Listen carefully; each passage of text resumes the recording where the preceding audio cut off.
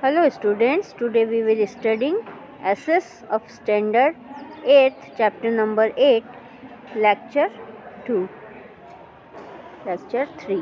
Okay, corruption. अभी हम लोग पढ़ रहे हैं सॉल्यूशन, चैलेंजेस एंड सॉल्यूशन, है ना. तो बहुत सारे चैलेंजेस हमने स्टडी किए हैं. पॉवर्टी, पॉपुलेशन, है ना, इन्फ्लेशन.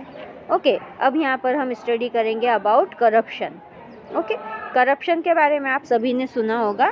करप्शन इज द रिश्वत लेना, है ना. करप्शन इट मीन्स हिंदी में उसके लिए वर्ड है भ्रष्टाचार. ओके, तो यहाँ पर बहुत सारे जो ऑक्यूपेशंस होते हैं उसमें लोग ऑनेस्टी अपनी नहीं दिखाते हैं. तो यहाँ पर सिंपल डिफाइन दी हुई है करप्शन की. Corruption is the simple term means lack of integrity और ऑनेस्टी, है ना. Use of the position of trust or dishonest gain. It means dishonest behavior by those in position of power, such as managers of government officers. Corruption can include giving or accepting briefs or inappropriate gifts, double dealing, under the table transaction, municipality election, diverting funds, laundering money, defrauding investor. Corruption has become the major issue that hinder the development of our nation. Okay, तो इसके वजह से बहुत ज़्यादा development हमारा कम हो जाता है, क्योंकि यहाँ पर हर एक जगह अगर करप्शन होने लगा, होता ही है, करप्शन होता है, जिसकी वजह से इंडिया हमारे नेशन के डेवलपमेंट में प्रॉब्लम आता है. Okay, effect of corruption. क्या इफेक्ट्स हो सकते हैं करप्शन के? Corruption leads to the following ill effects of society. Violation of human rights, hindrance of the development of the nation, deterioration of moral values, inflation, lack of the trust in law, encouragement of the nepotism, slow human development and breach of faith. Okay, तो ये उसके करप्शंस के इफेक्ट्स हैं, है ना. Then measures.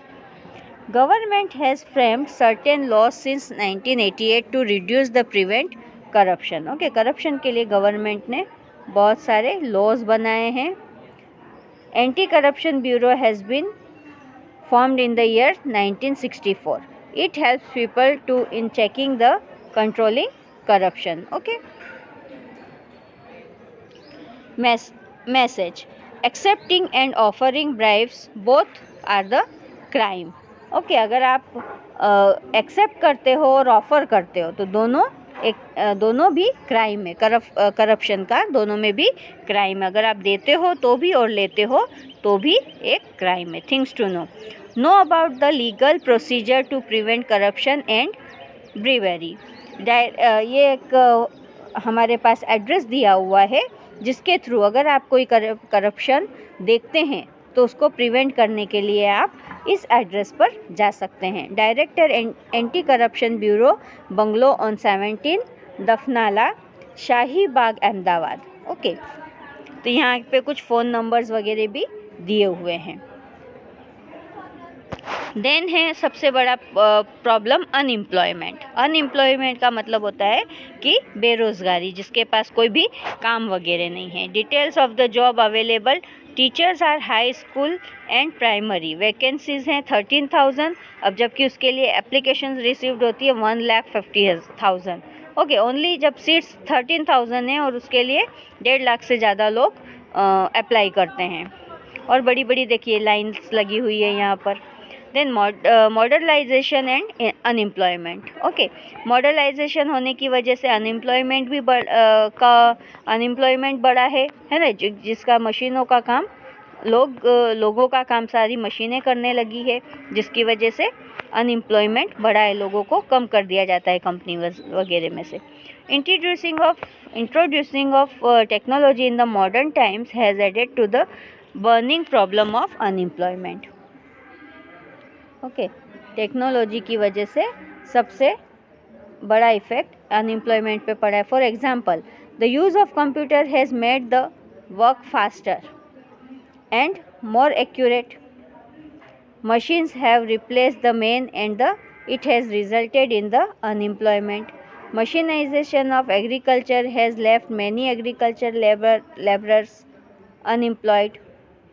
Such laborers facing a tough time to earn their living, migrate or cities search of work. As a result, the rural areas are disintegrating. Education has increased and expanded its horizon, but the employment opportunities have not increased, है ना. लोग पढ़ने लिखने लगे हैं लेकिन जो employment opportunities है वो बहुत कम हो गई है और अनएम्प्लॉयमेंट बढ़ने लगा है. The density of population in cities has increased. As the result challenge of water, shelter, transport, health, hygiene, education grown of the proportion. Other challenges such as the increase in dirty and congested slums. इसकी वजह से क्या हुआ, जो भी cities में है वो बहुत ज़्यादा चैलेंज हो गया है. डर्टी और कंजेस्टेड स्लम्स, इट मीन्स जहाँ पर बहुत ही छोटे छोटे से जो स्लम एरियाज़ होता है, जो झोपड़पट्टीज़ वगैरह होती है, उसके वो बहुत ज़्यादा बढ़ गया है ना. उसकी वजह से क्या होता है, एंटी सोशल एक्टिविटीज़ बढ़ गई है, वहाँ पे चाइल्ड लेबर बढ़ गया है, ड्रग एडिक्शन बढ़ गया है, use of alcohol, mental stress, ये सारा बढ़ गया है. By products of the growing urbanization and unemployment, a person who is above 18 years to age is willing and capable to work, does not get a job, is called an unemployment person. Okay, तो ये यहाँ पर unemployment की define दी हुई है हमको. जो 18 years से ऊपर है और पढ़ा लिखा है और कैपेबल है बट उसके पास कोई काम नहीं है तो उसको हम अनएम्प्लॉयमेंट कहेंगे. तो इसके मेजर्स देखेंगे हम. For the solution of this problem many voluntary organization and the government have developed plan and policies as follow. Shelter for the economic backwards, free education, pure drinking water, cleanliness, mobile medical service, encouragement of cottage industries and handicraft, splitting loan facilities. By providing nutritious food for the primary needs, the government is trying to improve the situation in slum areas. Okay, तो ये safety measures उठा रही है government जिसके through unemployment को कम किया जा सके. Then a things to know. Farmers in the village are provided loan और reasonable interest rate for farming and animal husbandry, and that is why is green revolution and white revolution have flourished. Consequently, the production of agriculture and dairy product has increased. Okay, तो government ने farmers के लिए और villagers के लिए loan provide किया है जिसकी वजह से कम इंटरेस्ट पे, जिसकी वजह से ये green revolution and white revolution, it means dairy product भी बढ़ा है, इंडस्ट्रीज़ भी बढ़ी है और ग्रीन इंडस्ट्रीज़ भी, फार्मिंग भी बढ़ी है. ओके, इसके बाद है big challenge terrorism. Terrorism is a global problem. Okay, सिर्फ इंडिया का नहीं, ये सारे वर्ल्ड का प्रॉब्लम है. Terrorist activities are an obstacle in the progress of the nation. It is an evil effect to disturb the peace, brotherhood and unity of the nation. Terrorist inflicts fear of the people through violence and hatred. The goal of the terrorism is never sacred, pure or good. Okay, terrorism के कारण क्या क्या problems होती है ये हमने देखा. ये हमारे पीस और ब्रदरहुड और यूनिटी को, जो नेशन का यूनिटी ब्रदरहुड है उसको डिस्टर्ब कर लेती है. वायलेंस होता है ना. Terrorism in an inhuman act carried out by the certain group of people in the planned ways it reason to bullying, killing or torturing somebody. Okay, इसमें क्या करते हैं ये बुलिंग, किलिंग एंड टॉर्चरिंग करते हैं जिसकी वजह से सारे लोग परेशान होते हैं. Terrorism is a challenge for any government, है ना. सभी गवर्नमेंट के लिए ये एक चैलेंज है. Terrorism is an easy way to display power forcefully. Innocent people become a target to massacre anywhere. In the past, there were terrorist attack on the parliament, hotel Taj, Mumbai share market. तो ये place है जहाँ पर terrorist attack हो चुके हैं. Okay, ये आप लोगों ने भी सुने होंगे name. Mumbai share market, local train and on Akshardham etcetera. Terrorism is the pure hatred and cruelty. It has got nothing to do with kinsman, religion और language.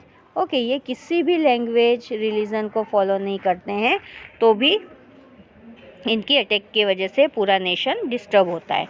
इसके मेजर्स क्या हैं, है ना, इसको कैसे हम इसके लिए काम कर सकते हैं. We have to face with the bravery and courage. कैसे फेस करेंगे हम इसको? ब्रेवरी से और करेज से. The intelligence bureau of the nation should be strong and active. हमारे यहाँ का जो इंटेलिजेंस ब्यूरो है वो बहुत एक्टिव है. Awareness regarding to cooperative with the society, security agencies has to be developed, है ना. हमारे यहाँ की सिक्योरिटी एजेंसीज भी डेवलप्ड हुई है. People have to be very alert at public और crowded place. One must not pay attention to rumors and should not panic in the time of crisis, है ना. तो क्राइसिस के टाइम पे हमको ध्यान रखना है कि रूमर्स नहीं फैलाना है, हमको अफवाहें नहीं फैलानी है और बहुत ज़्यादा पैनिक नहीं होना है, डरना नहीं है.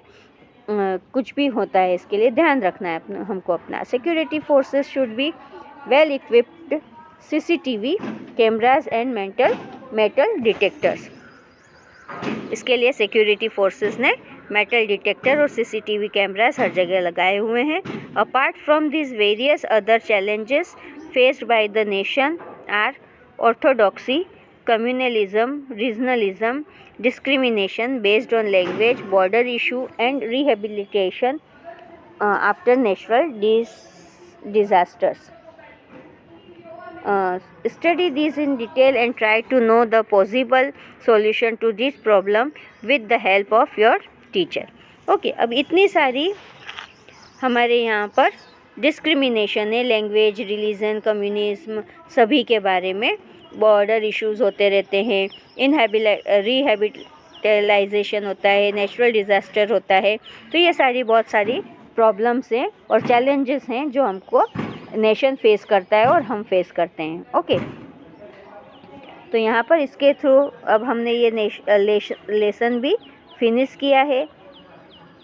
आपको इसके बारे में यहाँ पर वर्कबुक कंप्लीट करनी है और एक प्रोजेक्ट रेडी करना है.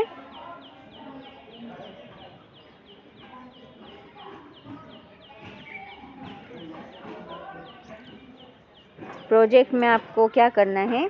चैलेंजेस क्या क्या है? चैलेंजेस एंड उसके सॉल्यूशन. इसके ऊपर आपको एक प्रोजेक्ट रेडी करना है. ओके,